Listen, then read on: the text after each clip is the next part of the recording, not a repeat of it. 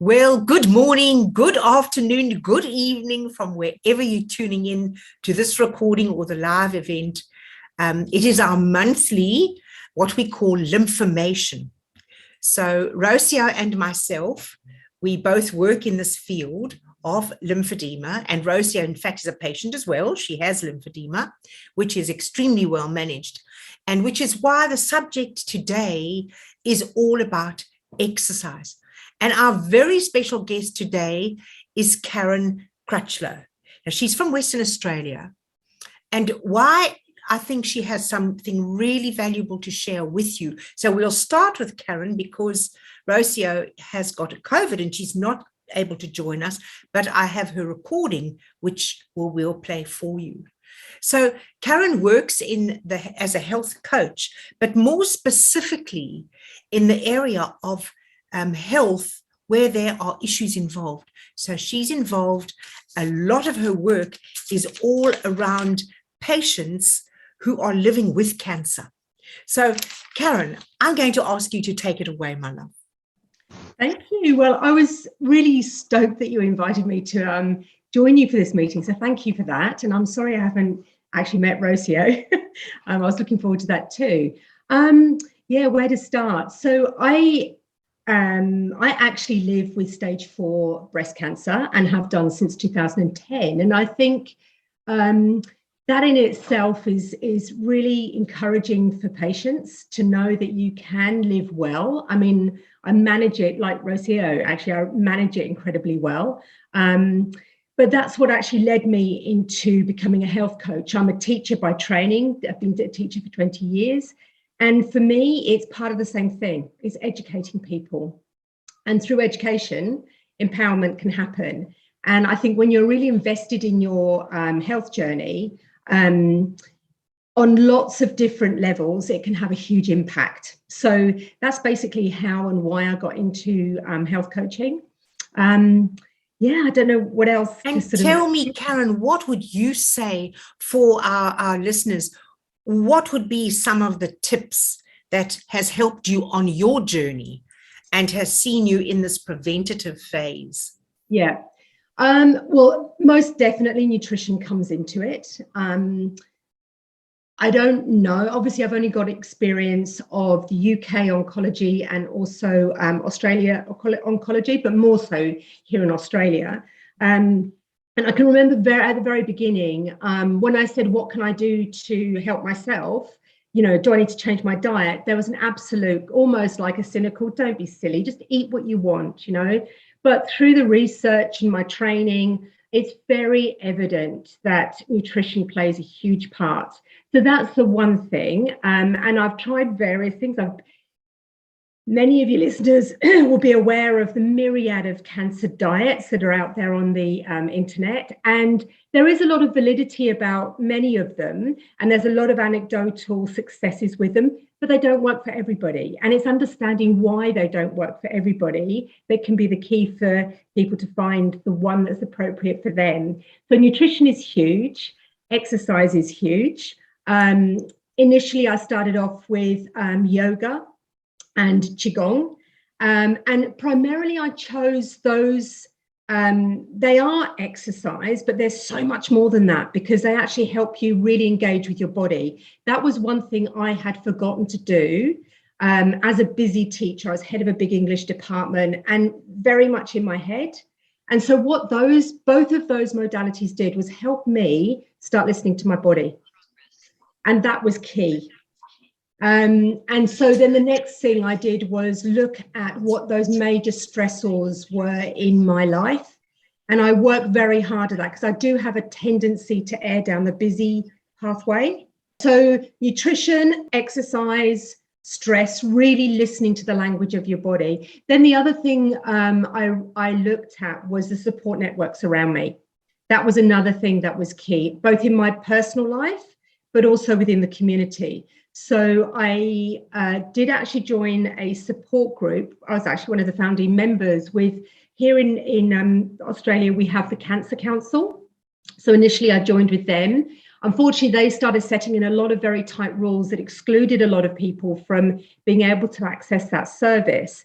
And so eventually, because we complained a little bit, because as you know, cancer is not selective. It just chooses people ad hoc to some degree. Doesn't matter what your wealth status is or health status is or mental health status is, it just comes in to your life. And so we've co-founded another support group, and that's been going since 2013. And so that's been a really important part of my life as well, in terms of helping my mental health. And then I did a lot of reading. There's a lot of really inspirational books out there. And whilst there's somebody's anecdotal story, which is what the medical profession will classify it as, it actually gives people hope, and hope empowers people. So how you approach your journey mentally, and I'm not talking about false positives, I'm talking about being realistic, but doing what you can and really living in the moment, which isn't easy. But remembering, like, one of the biggest things for me is going for a scan. And then that wait, that period of time you wait afterwards can be really anxiety provoking in terms of not knowing what that scan is going to actually reveal. And I can find myself feeling very flat for a few days after a scan if I'm not careful, but I remind myself that the day before I went into the scan, my body was actually fine. Without that extra piece of information that I may be getting, well, I will be getting, whether it's positive or negative, it helps me get through those periods and really focusing on the things that I'm grateful for, making sure that I actually do something each day for myself so that I've got something to look forward to. So there's a whole range of things you can do, but certainly some of those inspirational books have been really useful for me when I am feeling flat, to pick it up, read it. It can even just be poetry. You know, I'm by training, I'm a literacy teacher. So things like that, you know, singing my song, as it were. Yeah. Well, Karen, that's just such fabulous sharing. Thank you. I'm sure that's going to be really helpful. And I'd love you just to stay online, because I'm sure at the end there might be some questions. So I'd like to pick up on a couple of things. Why Rocio and I decided to hone in on exercise, and you said some of the reasons why you chose those two particular. And of course, Rocio is a yoga teacher, so we're going to watch her recording in just a moment. But I just wanted to highlight some of the key exercises that I feel are, or have over the past 25 years, been most beneficial to my lymphedema patients. And that is swimming, number one, walking, number two, and then yoga and tai chi. So those are the four that I would say are essential, and you can mix them up in the course of the week. Now, why does it help to exercise when you have lymphedema? So there's a lot of research currently out that says exercise is not harmful for cancer patients. And yet, still today, there are healthcare practitioners that say, do not exercise. It's bad for you. So I'm a bit radical, and I'm going to say, please do not follow that teaching, because that is not so. We have got the research. We know how important exercise for lymphedema patients is. Now, I want to share with you a most amazing story. So here we have a cancer survivor in Karen. You've already listened to Trishi, who was on last month. And I paddle dragon boats. I haven't had cancer. I paddle dragon boats for exercise. But I was in a real hole when my sister died, and I could not get out of that funk. And I thought, I have to do something to take me out of this, you know, my four walls, and really embrace that huge loss, that emptiness in my life. And when I was racing dragon boats in South Africa, I raced for South Africa. My sister was there on the sideline shouting for me. She was always there. And I thought, that's what I'm going to do. But now last week on Saturday morning, we were training on Saturday morning. We trained really early. And one of the pink ladies was there. Normally the pink ladies come on Sunday, and we train on Sunday with them. So we have three boats, two racing boats and the pink ladies. And they're all cancer survivors who do dragon boat racing or paddling for exercise because it's really good for them. And it's interesting. The pink ladies have a category on their own in the whole national Australian setup with racing. We race as healthy, fit, young people, but most of the pink ladies are over 40, 50, 60. Now, this particular lady who trained with us on Saturday, I hadn't seen her for a while. And I went over to her and I said, so lovely to see you. You don't normally train with us on a Saturday. I said, I see you not wearing your sleeve, meaning her compression garment. She says, no, Margie, I don't have to wear it anymore. I said, really? And she said to me, and we'd just come out of the water, so we'd finished racing. She came out the water and she said to me, you know, when I first got cancer, this arm swelled up to double the size. Her fingers were like little sausages. She put her hands together and there was no difference at all. She had cancer in 2010. It's now 2022. For the last, I think she said 8 years, she has not worn any compression garments. She is careful. If she's in the garden or whatever, she wears protection so she doesn't get pricked by a rose because we know it can set it off again. And when we finished talking, I said to her, you know, I'm sorry to ask you, but how old are you? How old do you think she was? 83. And there she is racing dragon boats. So that's a story I love to share because she's 83 and she's exercising, and it's not, racing dragon boats is not for the faint-hearted. We really are racing and exercising the arms. We're going this side, then we're doing this side. You've got to stand up in the boat, change sides. It's a very vigorous hour or an hour and a half for while we're paddling. So I just want anyone out there, if you want to race dragon boats and have fun, join a community and do something really fun, just Google dragon boat paddling. There are teams all over the world, everywhere. In China, of course, where it all started, but in America, in the UK, in South Africa, they're everywhere. So have some fun while you're exercising. So I don't think it's so boring. You've got to go for a walk today. You've got to go swimming and all of that. Make it fun. So that's my little story today. Can exercise cause lymphedema? And the question is no. Definitely not. It won't cause it. Can exercise help manage lymphedema? Absolutely yes. And why is that? Because when we exercise, as our muscles are working, so it pumps the lymphatic vessels. Because the lymph system does not have a heart to pump it like the blood.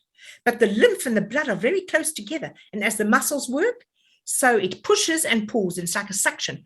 Sucks and releases and sucks and releases, and so the lymph is moved around the body. So what's really important is when you are exercising, you don't get any stagnant fluid sitting in your affected arm or limb or whatever. And when there is stagnant fluid, there's a risk of cellulitis, so we don't want to have that.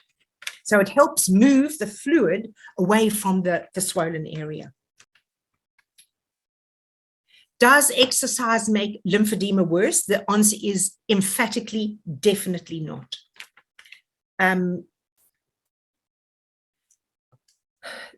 The most common cause of lymphedema is cancer, although there are lots of other reasons, but cancer is probably the most common. But the interesting thing is, it is the most overlooked aspect of cancer and cancer treatments after. Not a lot of attention is given and not a lot of information that is really helpful to the cancer patient to manage lymphedema, because it is a condition, as that example of that 83-year-old, it is definitely a condition that can be managed. How is Karen's story? Beautifully managed. Trisha's story last month also, where you take action, it can be very well managed. So the other thing that we will just touch on before I show Rocio's video, we can exercise, and by exercising, it also helps keep our weight in a healthy space. Because a healthy BMI, and you can just Google it and check how to check what your BMI is. When your BMI is not at a healthy space, the fat in the tissues actually suppress and block the lymphatics. And when we have a compromised area, we don't want that. So when Karen said earlier that nutrition is very important, it absolutely is. So we will touch on that in months to come and go into a little bit more detail. We'll dig deeper into that area. So when it comes to exercise, what exercise should we avoid? Because there is one that needs to be avoided at all costs. So if you have lymphedema in the legs, weight lifting is not a good thing. If you have it in your arms, breast area, whatever, weight lifting, so lifting extremely heavy weights is not a good idea. Can I attest to that? Because I've been training for a couple of years for a massive bike ride. And naively, I went and did some training in the gym, and the guy that was my personal trainer, beautiful man, lovely, very nice looking. So I was very keen to go there a couple of times a week. However, he was actually a bodybuilder. And so his training program for me aired on the bodybuilding.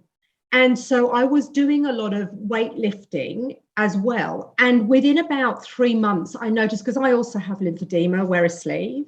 But I noticed that although I was wearing my sleeve, my hand was actually, swelling.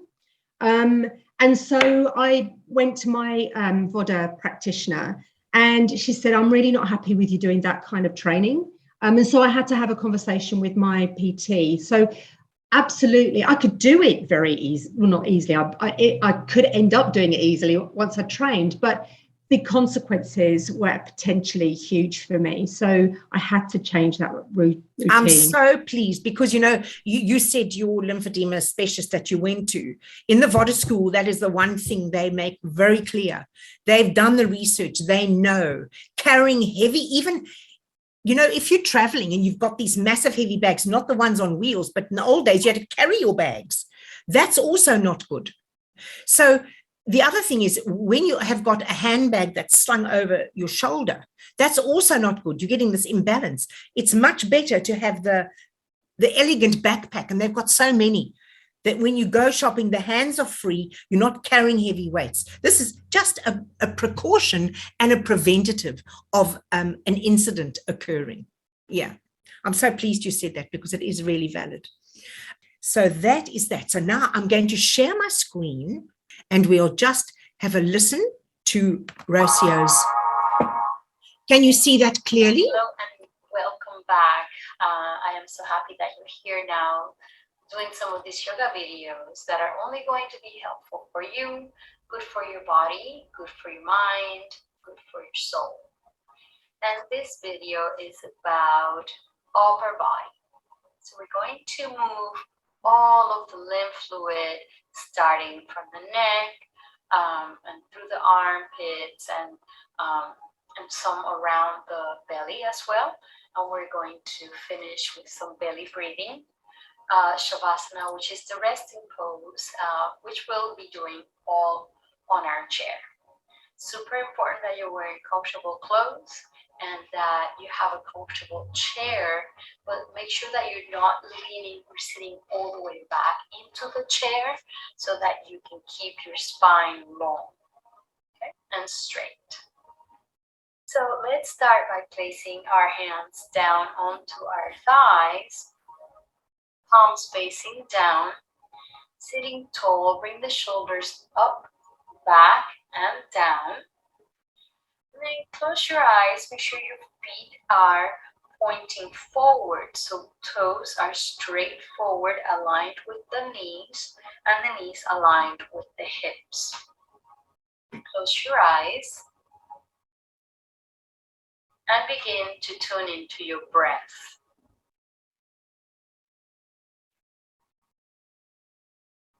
It helps if we put a count to our breath, where if we inhale for the count of 4, we exhale to the count of 4.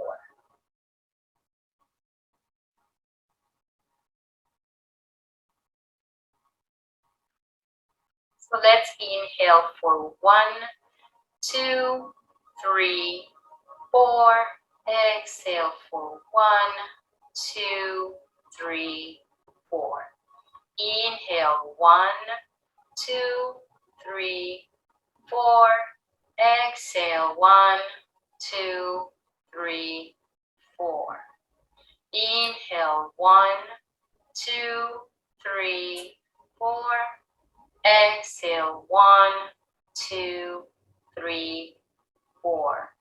Inhale 1, 2, 3, 4. Exhale 1, 2, 3, 4. Stay focused on your breath. You can continue to keep counting in your head.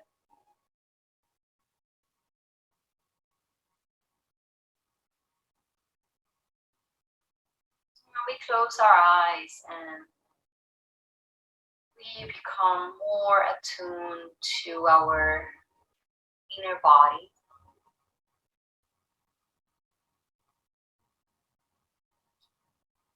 Close ourselves to the external world and we bring ourselves into the internal.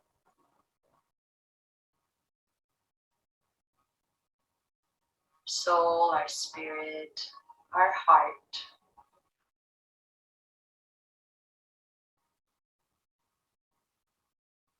One more deep breath.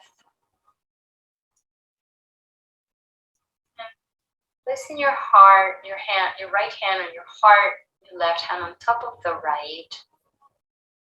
Take a moment to set an intention for your day, an intention also for your practice. So this could be something very simple as I am going to do my best through practice, or this could be something a little bit more profound, especially after doing our course, that we have so many things that we're working towards and that we're practicing gratitude and affirmations and getting over some limiting beliefs. We have done a lot of profound work, and whatever comes to your mind first, that can be your intention.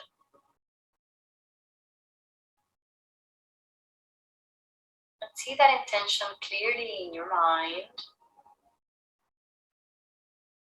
Press your left hand on top of your right hand as if you're trying to make an imprint of that intention in your heart.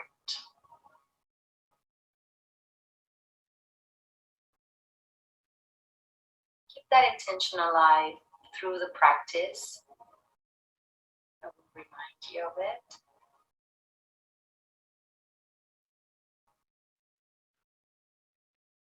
Bringing our palms together in our heart center, sealing that intention for our practice. A deep breath in and exhale it through the mouth.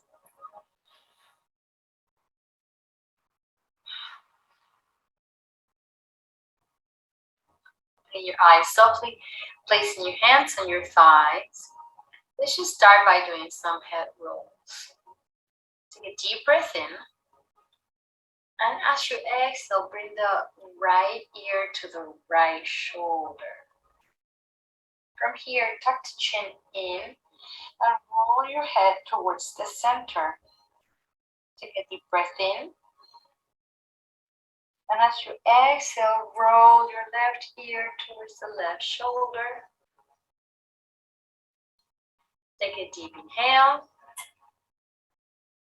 And as you exhale, bring the chin back into the center. Inhale, reach the chin up and then look up, extend through the throat. Exhale, bring the head back to center. We're going to do this 2 more times. Take a deep breath in. Exhale, bring the right ear to the right shoulder. Inhale, chin comes in and rolls to the center. Exhale, roll over to the left, left ear to left shoulder. Inhale, bring the chin back to center.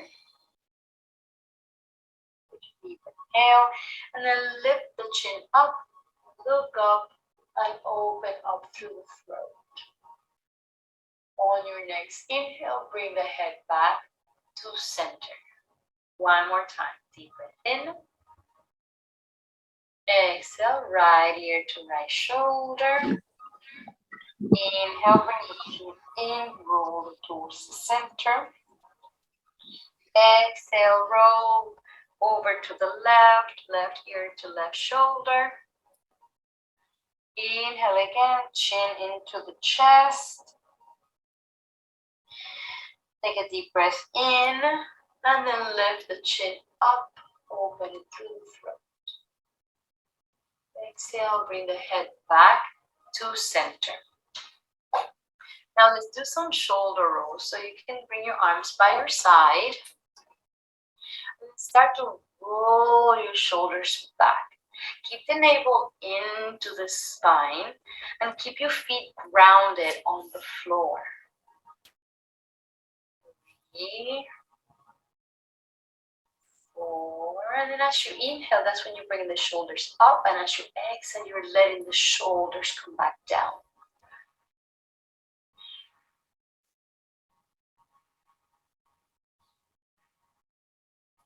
Again, leave all of those lymph nodes. One more time backwards. Now let's roll the shoulders forward. Again, inhale as you come up. Exhale as they come down. So I'm going to stop it just there. So now you have an idea of what that, so that was about almost not quite 10 minutes of a 30-minute routine for yoga. So I think as you watch it again, you'll really enjoy it. So because our timing is a little bit tight, I want to just share with you and give you the next link that you might find helpful, which is, I'm going to just touch on this one. I've had a few questions in the lymphedema support group about why we need to skin brush and how it's done. So I'm not going to go into the detail. I'm going to share that link, and all you need to do is go onto that link and it's all there for you. And what is important when you skin brush, it's dry brush. Notice it's a bristle brush. No plastic brushes. It must be a natural bristle brush. So just enjoy that section on my website. Now, my special area of expertise as a Qigong and Tai Chi instructor, the movements that I teach for lymphedema is specifically the Shi method, which is 18 lymphedema exercises. Now, you'll notice that what Rosia was doing was the warm-up. It's really important whenever you're starting a routine to do a warm-up. So this is my warm-up. So I want you to just click on it and just do the warm-up with me, right? So here you will see are the 18 different exercises. They're really simple. You can do what I recommend when people start is to do the warm-up and do the first and the second exercise. That's all. And then the next day, you do the warm-up, you do the first and second and add one until you're working through all 18. So when you start, 10 or 15 minutes is more than enough until you get used to the slowness as you open and close the breath. And you move the breath with the movements of the arms and the legs and so on. The arms are lifted in some of them. So those are 18 absolutely wonderful exercises. Half are arms and legs, half are arms and half are legs. So your legs are moving at the same time as the arms. So you'll find that specific routine extremely, extremely helpful. So in your own time, you can start on that exercise routine. So what I'm going to do now, I'm going to just stop the share and see if there's any questions. So I'm just wondering whether that person has any questions. So it's the iPhone, so I can't see who you are, but do you have any questions for Karen or myself? We'd be delighted to answer any questions. Karen, do you have any comments to make before we close? No, I did think, going back to the exercise, here in Western Australia, we've got a couple of universities that are actually doing some research into exercise alongside chemotherapy. And just as you're saying, what's coming out of that is actually really encouraging. Unfortunately, there's not a lot of oncologists who are actually suggesting it. So unless the patient knows about it and then speaks to the oncologist, they're not often given the information or advice to go to the exercise physiologist that's involved with the research. But it's definitely a conversation that is worthwhile having with your oncologist, because sometimes, like here in Australia, there are programs where you can have reduced rate exercise programs, and some are actually tied into some sort of help schemes in terms of payment as well. So it's definitely a conversation worth having. Excellent, thank you. No question from my side. Great info. Thank you for the share. Blessings from Puerto Rico. Oh, how wonderful. So I just wanted to share one more thing with you, which I just mentioned when I listed some of the good exercises that are helpful for lymphedema. Swimming was at the top of my list. Now, why do you think swimming is at the top of the list? I'll share that with you. When we are swimming, when we are doing our exercises, it's just the muscles moving the lymph. When we are swimming in the water, whether you're doing crawl or you're doing breaststroke or you're just moving your arms and shoulders under the water, the muscles are moving the lymph, but the pressure of the water is pushing the lymph, helping to move the lymph. So it's as though it's double action, but it's as though you're having a lymphatic drainage treatment. So swimming is absolutely, if there's a lymphedema patient who watches this and they're not swimming, I encourage you to swim. For those of you who heard Trisha's testimony last month, whenever there's an issue, she'll phone me and say this and this. I said, when last did you swim? And then she's forgotten. She hasn't swum for 2 weeks. And then she wonders why things are not as they should be. So swimming absolutely 100% helps manage lymphedema. So it makes your arm or leg feel lighter, less tightness involved, not as heavy. So a lot of benefits there. And the big tip here I'd like to mention is, from when you step out of the water, you've got only 20 minutes to get out of the water, dry yourself, and put your sleeve back on. Because for the 20 minutes from when you stop swimming, for the next 20 minutes, the lymphatic fluid is still moving out of the affected area. But if your sleeve is on, what does it do? It stops the fluid flowing back into the affected arm, because that's the natural thing that happens. It takes 20 minutes for the fluid to start coming back in the arm. And that's why when people wake up in the morning, they've got 20 minutes to get out of bed, shower, get dressed, put their sleeves on, or put their compression garments on, or whatever. So I hope that was a helpful little tip. And we'll see you all on the last 27th of June for our next LymphoMation Zoom call. So I want to thank you all so much for tuning in. If you do have any questions, I know Karen would be very happy to answer any questions that she might, anything that she had said. Karen, do you want to put your support group details in the chat for anybody if they would like to follow that? Yes, sure. And I'll also put my Facebook page, or my email actually, probably, just in case. Yes, that would be fabulous. I think about at lunchtime, wherever you are in the world. Okay, so that's my email address, and I'm happy to answer any questions or have a conversation with you. That's fine. We can organise that. And then Can Survive Supporting All Cancers is actually, there's a Facebook page. I haven't got the link on me, but that's fine. People will be able to find it. They will. Yeah. So I must say, Karen, I so appreciate you coming on the call today, sharing your views and your wonderful experience. And just you are so inspirational. And I'm sure those that watch this in the coming days will find it really helpful. So have a wonderful, it's still the rest of your day. And it is. For those in America and in Puerto Rico, have a wonderful evening. Yeah. Bye for now. See you Bye. next time. Bye now.